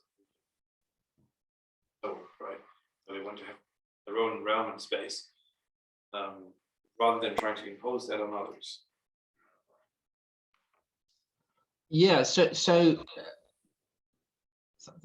for that. Okay, so first of all, on the idea of fundamentalist beliefs as existing within belief systems, I don't have any problem with that. That seems perfectly reasonable. So then you've got two questions, right? So one question is, what makes a belief system a fundamentalist belief system? And the other question that follows from that is, which individual beliefs within a fundamentalist belief system are themselves fundamentalist beliefs, right? So thinking about the Kutub example, Kutub has a fundamentalist belief system, right? Consisting of a whole mass of beliefs that are connected with each other, right? So does one want to say that any one of these beliefs is a fundamentalist belief in virtue of being part of a fundamentalist belief system, right? So I take it, well, I don't know, Rick, what's your answer to that? Well, no, surely not. So I would distinguish between a fundamentalist belief system and a fundamentalist's belief system, right? So not all the beliefs that a fundamentalist holds are fundamentalist beliefs. Yeah. Surely we need a way to distinguish the two. Yeah. So on the question of what makes a belief system a fundamentalist belief system, I mean, you could translate lots of what I've been saying into those terms, right? By saying it's a system of beliefs that highlights the importance of certain fundamental principles of life that have a divine origin, and so on and so forth, right? So you can certainly recast it in terms of beliefs, but I think it is interesting in the case of Kutub how much time he spends insisting that I'm not just talking about beliefs, right? I'm talking about lots of other stuff that he thinks is important. On the question of I think you just said in passing that lots of conspiracy beliefs are fundamentalist beliefs. I don't know if I misheard you there, but I'm slightly unclear about that. I mean, if I think that 9/11 was an inside job, if that's one of my beliefs, that seems to me to be a crazy belief, but not a fundamentalist belief. I don't see why one would want to call that a fundamentalist belief. Right. Sorry. So what I have in mind there is that so among the beliefs in a fundamentalist belief system are often some conspiracy beliefs, but of course, lots of conspiracists are not fundamentalists. Not fundamentalists. Yeah.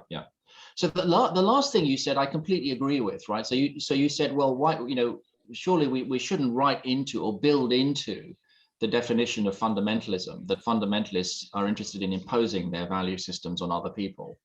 And I think that's absolutely right. I mean, there obviously are fundamentalist communities that just want to be left alone to get on with their own lives, right?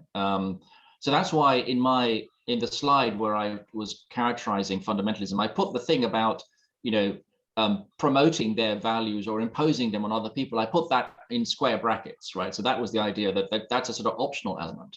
So Kutub obviously does think that in a certain sense, the values of Islam do need to be imposed on everybody by forcing everyone to live under the Sharia.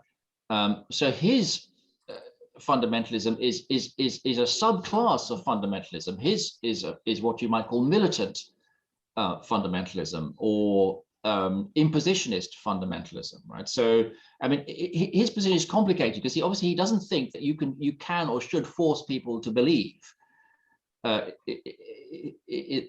the oneness principle, but he does think that you can and should force people to live under the Sharia, right? So there is an impositionist element in his view that isn't shared by all fundamentalists, as you pointed out. So maybe I would say that is indeed in his views or among his views, but that is not part of his fundamentalism. That may be part of his extremism. Yeah. That would be another way to go. That would be another way to do it. Yeah. A very quick comment is but this may be for a follow-up later on, is to what extent do you think, I think you're right that Kutub stresses that beliefs are not the only thing, or maybe not even that important. To what extent this differs across fundamentalist movements. So for many Protestant movements, of course, having the right sorts of beliefs, the orthodoxy, is really crucial. And I think Islam has always had a tendency towards stressing the importance of orthopraxis. So there might be. Okay, next up is a question from Jonathan. Hi, yes, Quassim again. Speaking to a lot of my interests, given that I've done work on some movements like this. I mainly worked in non-religious cases, and I am interested in the extent to which we would apply the concept of fundamentalism to non-religious cases. Completely intuitively, before your talk, I would have said that someone like Lenin was a fundamentalist, or that Hitler was a fundamentalist, for example. And I want to ask a question that's a little similar to the question I asked to Rik in the last session, which is, I just wonder a little bit about the words in your definition, walk of life or way of life, something like that, I think it was. Because one of the things that has sort of become very clear to me over the course of my research is that the image that we often have of fundamentalists or extremists or whatever as having this sort of blueprint of the ideal society that they seek to kind of adhere to and impose is often wrong. That actually people are very, very fuzzy about what exactly life ought to look like. And we think, Lenin, for example, was very pragmatic in lots of ways about specific policies and doctrines that he would use in organizing social life. And similarly, obviously, a major finding in terrorism studies is that at least a lot of the ordinary recruits to fundamentalist movements, so I think we would want to call fundamentalist, really their understanding of detailed theological doctrine about what they ought to be doing on a day-to-day basis is incredibly limited. And so I'm just wondering I'm curious as to what sort of by way of life exactly you mean. And I suppose my only cautionary note is there is a danger that it could be interpreted as this view that fundamentalists have this kind of incredibly detailed, worked out vision of the way of life, which I think would be wrong. And I'm wondering if there's something that might focus us more on this idea of basic principles that are unquestioned and are meant to govern everything else. What that actually implies for a way of life in practice might be quite up for debate or unclear, or even something that fundamentalists have some flexibility over. But there's something about basic principles versus, as it were, a complete account of way of life that is important to distinguish here. Thanks. Yeah, thank you. So just on the point about Lenin and as it were secular fundamentalism, and my own intuition is that I wouldn't be inclined to describe him as a fundamentalist, although I know people, some people might think that's an apt description. I mean, part of the reason that I wouldn't is it's not to see that he believes that the fundamental principles of Marxism are not divinely revealed. I mean, I don't think it's true that he thought that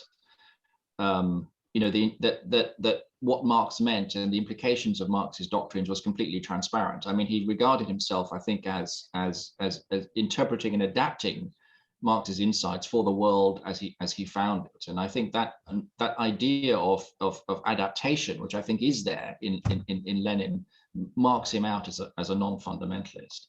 On your next point, I think you're absolutely right that it would be a huge mistake to take fundamentalism or being a fundamentalist to require a sophisticated intellectual grasp of the principles of life of fundamentalism. It can't require that. But I would say that certainly thinking about people who go to Syria to fight as to foreign fighters who sign up with ISIS. I mean, all the research shows that they have a very shaky grasp of Islamic theology. But it seems to me that there are some kind of really basic principles, principles of life. The requirement to pray, to pray and to fast and to pay zakat and so on, which even these very ignorant foreign fighters would accept. And I think what then happens is that the leadership of these organizations, what they do is that they then argue that these basic principles have all sorts of implications for how day-to-day life should be conducted. And of course, what they do is that they present these implications as ones that are completely obvious and transparent. They take that, they try to sell to the recruits the idea that the meaning of these passages in the Quran is completely transparent, and then impose various restrictions on them. And of course, that's why it can be quite effective as a de-radicalization technique to point out to these people, to point out to the foot soldiers that actually they've been spun a lie about the meaning of these passages, which isn't right, and that the people spinning this line don't have the authority to interpret these passages. They don't have the scholarly credentials and so on and so forth. So I think you're right that there are certain simple core principles that you've got to accept in order to count as a fundamentalist. then there are the sort of the further implications and inferences that are drawn from these. You don't have to accept those, or you don't have to know how these inferences are drawn, and that can't be part of the that can't be part of the core fundamentalist doctrine. Yeah, can I just have the quickest of follow-ups, which is just say a simple summary of my point is that maybe the referent object of fundamentalism, as it were, the thing that people are fundamentalists about, is not necessarily, as it were, beliefs about a way of life, but beliefs about an organizing set of principles, right? It's about some foundational point, as opposed to the sort of content of life doctrine itself. Yeah, yeah. But these organizing principles are principles of life. Okay, next question is a question from Beatrice. Yes, Professor Cassam, it's me again. Hi.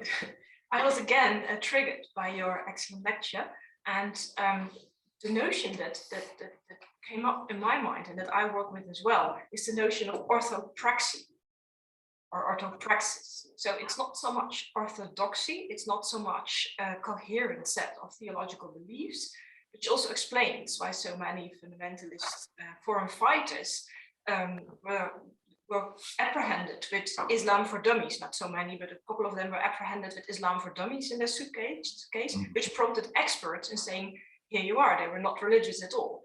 And if you take religion not as a very Western informed set of cognitive beliefs, but as a set of orthopraxises or orthopractices, then it makes perhaps more sense. And then the question is, where do they get those orthopractices from? And you have now highlighted Sayyid Qutb, but in my research, I encountered, and that's my question, I encountered Sheikh Azam, and especially his book, The Caravan. And that book was so influential in shaping a global jihad because it provided a set of a kind of checks, a kind of practices that if you are a good jihadist, if you're a good fundamentalist, you need to have encountered a miracle in your life. You need to have smelled the smell of musk, for example, on the battlefield. You must have seen a bread being given to you.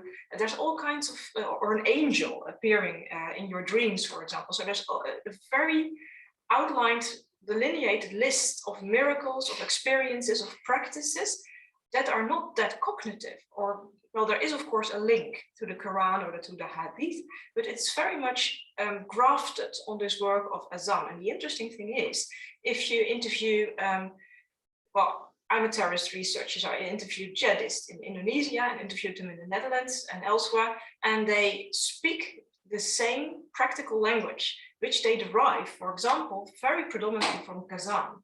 So my point is, can you make sense of such practices and orthopraxy conceptually, given your take on fundamentalism? So I'm struggling with the question, being an historian, being a practical researcher, what does this mean conceptually?